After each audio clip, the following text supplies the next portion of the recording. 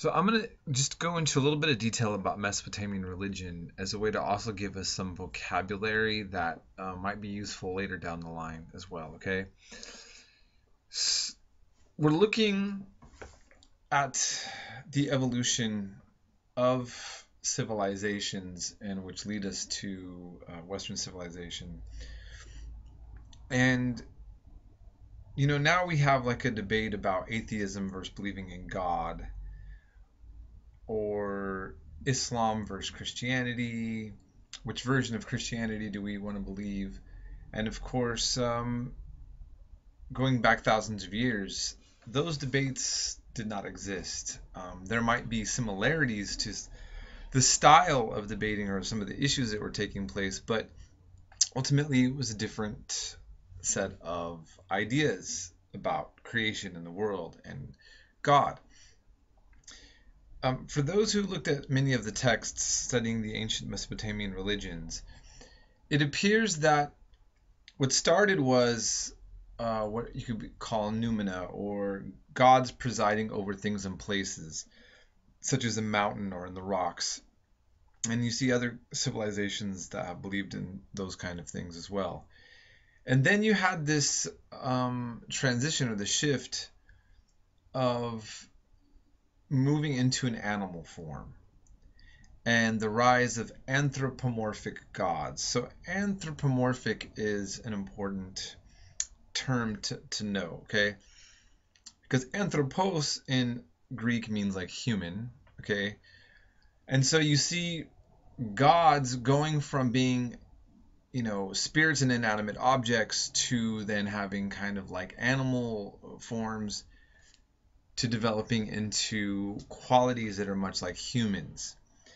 And while the Greeks and the Romans obviously had like dramas of gods that look very similar to soap operas, and they come off as very human, the God of, let's say, the ancient Israelites is not set that way, but yet God is still talked about of being angry, jealous, having qualities that are still relatable to as human beings, okay? And you look into some of the different texts of creation, like in Babylon and in the Sumerian.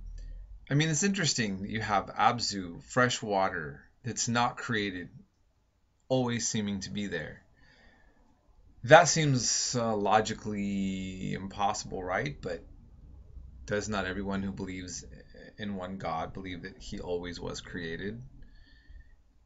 And so, humans have always been kind of stuck with this situation.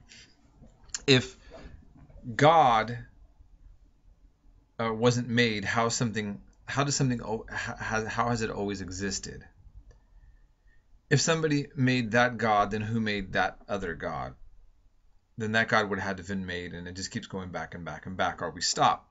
So whether it's creation or not, I mean, in a sense, the Sumerian idea is very similar to, let's say, evolution, right? That possibly creation itself always existed, or the elements to make creation, whether we're talking about the Big Bang or not.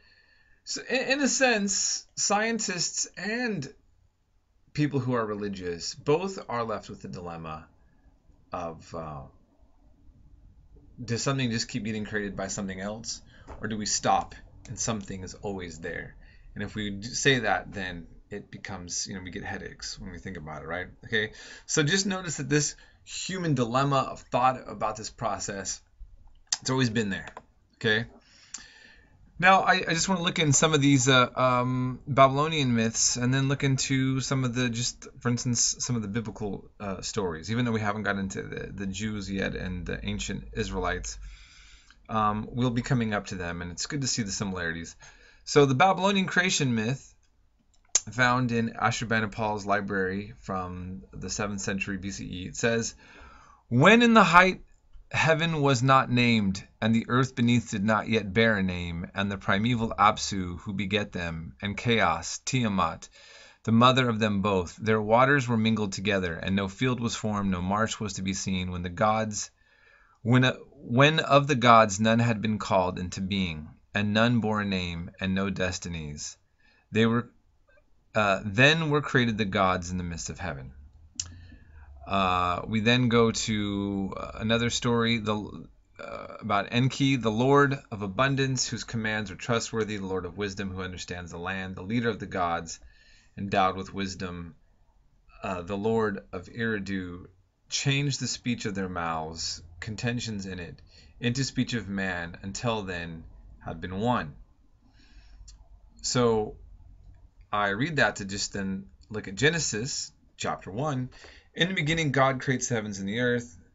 The earth was without form and void. The darkness was over the face of the deep, and the Spirit of God, or the Ruach of God, was hovering over the face of the waters. Ruach in Hebrew can also mean spirit or wind, but it says in Hebrew, the Ruach of God was hovering over the face of the waters. Kind of vague what that would be, right? And God said, "Let there be light," and there was light. I just wanted to kind of point out that there's a kind of a similar feel, right, that the Babylonian creation myth in Genesis chapter 1 has. And then Genesis chapter 11, it says, "But the Lord came down to see the city and the tower the people were building. The Lord said, if as one people speaking the same language they have begun to do this, then nothing they plan to do will be impossible for them. Come, let us go down." And then it's cut off here, I think, in the speech-o-matic, but it says, "And let's confuse their language so that they do not understand each other." So the idea that human beings that were unified at one time with one speech, and that God broke them up into confused languages, is also in this story.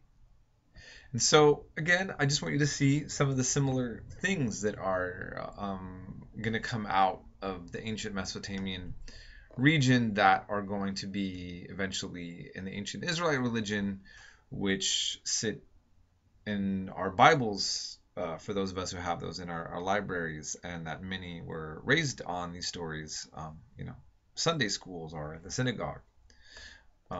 Okay. And so I'm going to actually not cover all these different gods. I just want to then end it on talking about the Epic of Gilgamesh. This was very important. I have you read some clips, parts of it in your textbook. And he's a 2/3 god and 1/3 human, a tyrannical king who is also a hero. The story of Gilgamesh is very fascinating. I highly recommend getting the version by Stephen Mitchell, Gilgamesh, a new English version. So Stephen Mitchell, if you decide you ever want to read the entire text, it's very fascinating.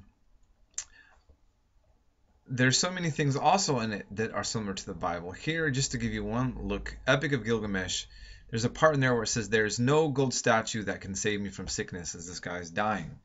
And here in Numbers, there was the story was that Israelites were being bitten by poisonous snakes, and God makes this pole with a bronze stake put up on it, and anybody who was bitten by a snake was to look at the bronze snake and live. It's a very strange passage, actually, in the sense that, what is there? Why would they have this bronze snake made to look at and then live? And why does something kind of similar to that pop up in the Epic of Gilgamesh? We don't really know, but what we do know is that you have those two things there. And then the biggest one, which is the Epic of Gilgamesh and the Flood. And I just recommend you to really kind of go over that in the reasonings. You can even always Google on there and just read. You can do that, not even just having the textbook, and see how similar so many themes that are in the story of the biblical flood and that what you see in the Epic of Gilgamesh. And so there's really no doubt of the contribution that ancient Mesopotamia has to the religious traditions that are going to be important to the world, which are even going to be important to Islam. Judaism, Christianity, and Islam have the story of the flood in it, and we see this come right out of these texts. So I'm going to leave that here on Mesopotamia.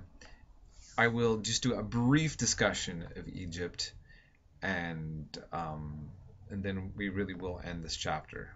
All right.